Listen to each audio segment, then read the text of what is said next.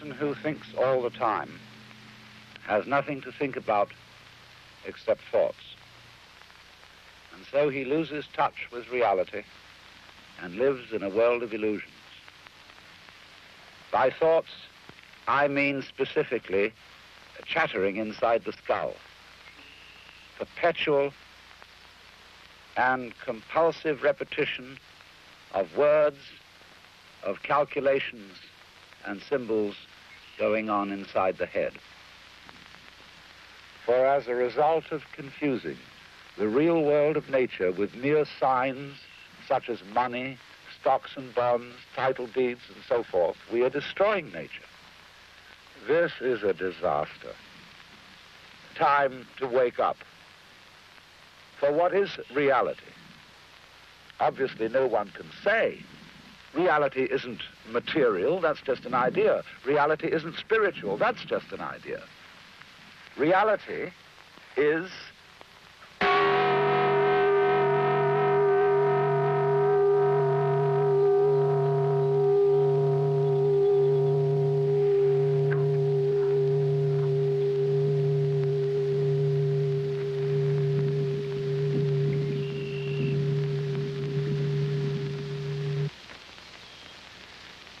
You see, we all know what reality is, but we can't describe it.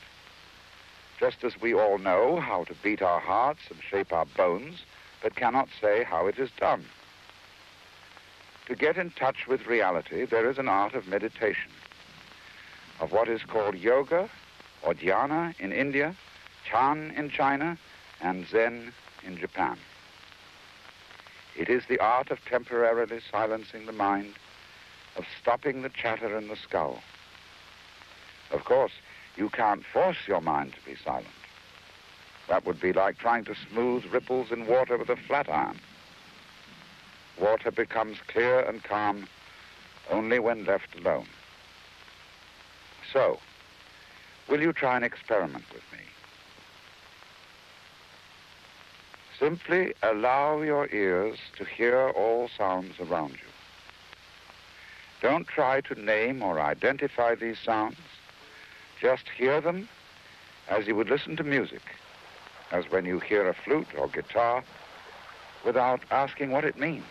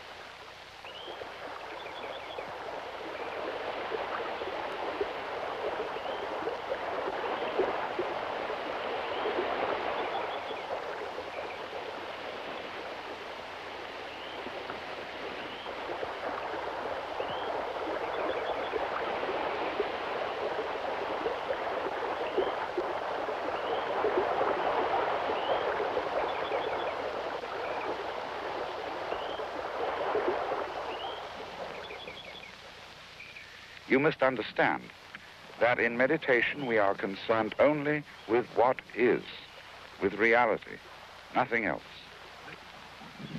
The past is a memory, the future an expectation. Neither past nor future actually exists. There is simply eternal now. So don't seek or expect a result from what you're doing. That wouldn't be true meditation. There is no hurry. Just now you're not going anywhere. Simply be here. Live in the world of sound. Let it play. That's all.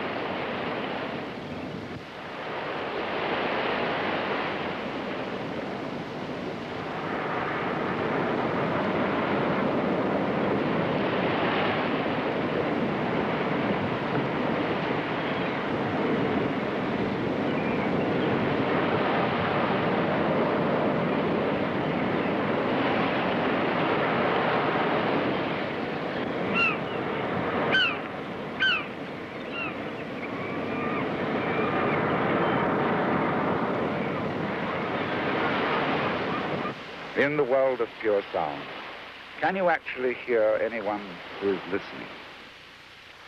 Can you hear any difference between all these sounds on the one hand and yourself on the other? Naturally, we use various techniques and gimmicks for helping the mind to be still. And one of the most useful of all is the gong. For it has a sound which is at once pleasant and compelling. And I want you to listen and watch what happens when the sound fades away.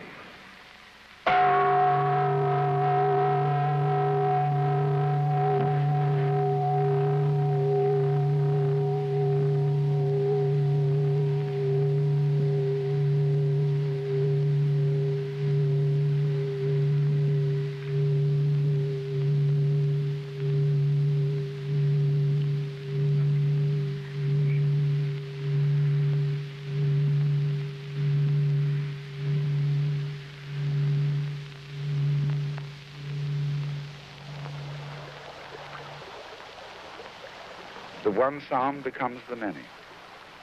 The single tone is transformed easily and gently into all other noises. And that's how the universe comes into being, out of the one energy underlying all events. So, if you don't have a gong, you can use your own voice. And use a device which is called by the Hindus and Buddhists a mantram. That is to say, a sound or word or phrase which is sung for the sound rather than for its meaning. And chief among these is the mantram Om, A-U-M, called the pranava, because it comprises the whole range of sound from the back of the throat to the lips, and is so called the sound of God. So why don't you sing it with me, or hum it with me, taking the note from the gong.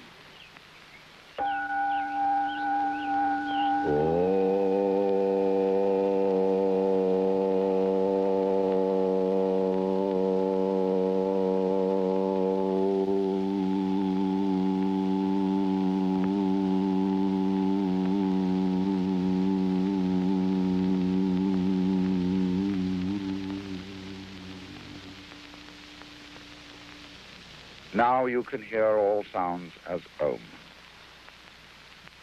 They are all at some point in the total range of sound, from the back of the throat to the lips, making a spectrum of sound as all colors are originally one white light. But don't ask what the sound is or what it means. Just hear it and dig it. Come with me again.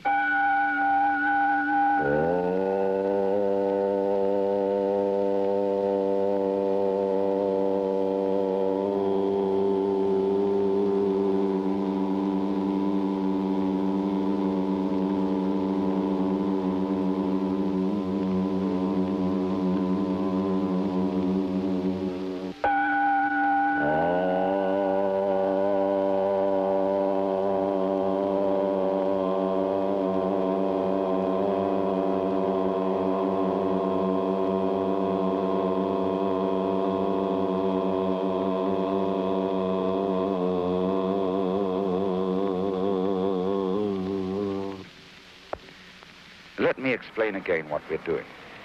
We're going behind words, names, numbers, beliefs, and ideas to get back to the naked experience of reality itself. And at this level of awareness, we find no difference between the listener and the sound, the knower, the known, the subject and the object, or between the past, the present, and the future. All that's just talk. What is really happening is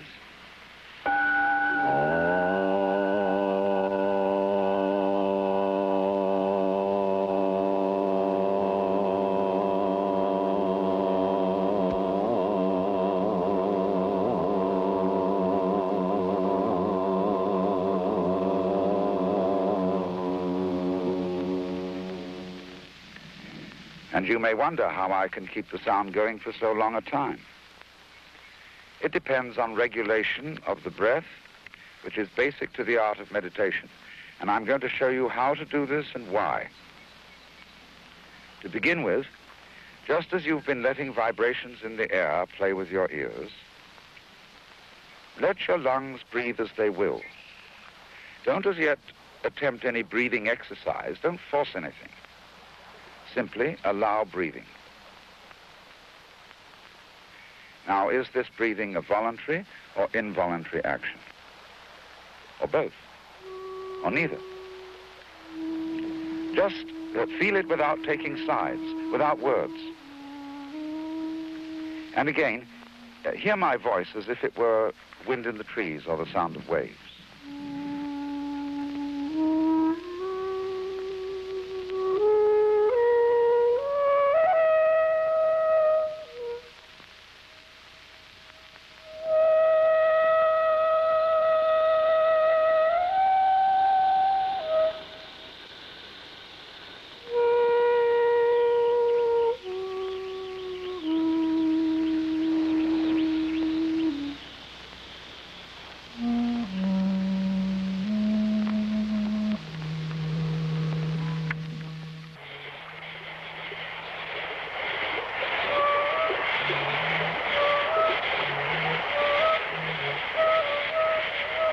Meditation has no purpose, no objective, except to be entirely here and now.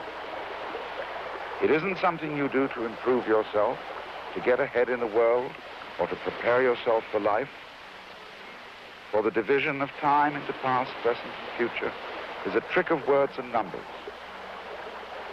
All memories and expectations exist now, and now only, because now is what there is and all that there is. We could say that the past flows back from now, like the wake from the prow of a ship, and then, just like the wake, vanishes. As the wake doesn't drive the ship, the past doesn't move or propel the present, unless you, here and now, want to insist that it does, and so give yourself a perpetual alibi for every kind of irresponsibility. But I'm not preaching. That would be a diversion from our feeling centered in this eternal here and now, from feeling it directly as the reality.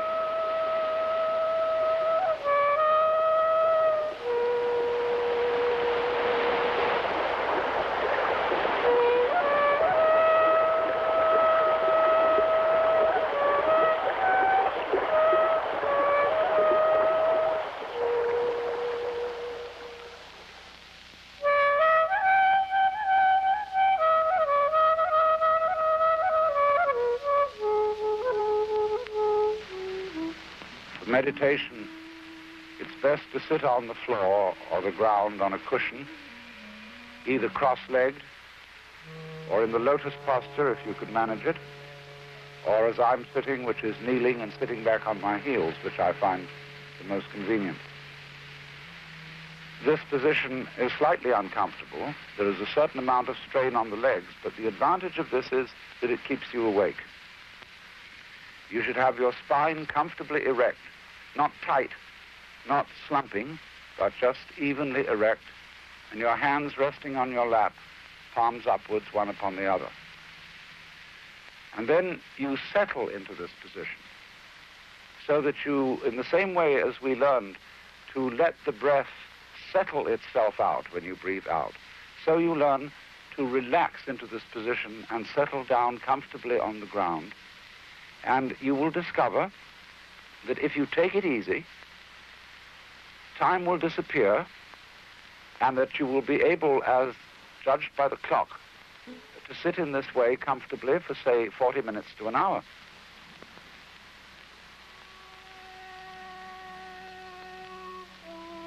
Once again, the essence of the whole art is to feel, to experience what is, what happens, without saying anything to yourself about it.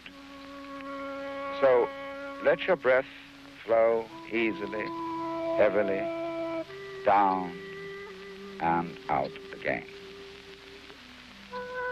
No strain.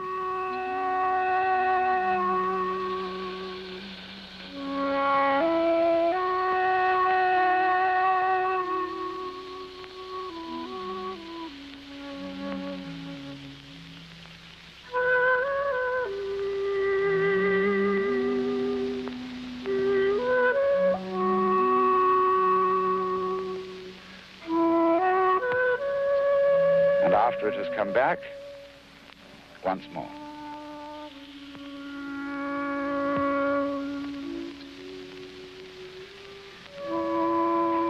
Well then, who are you? What is you?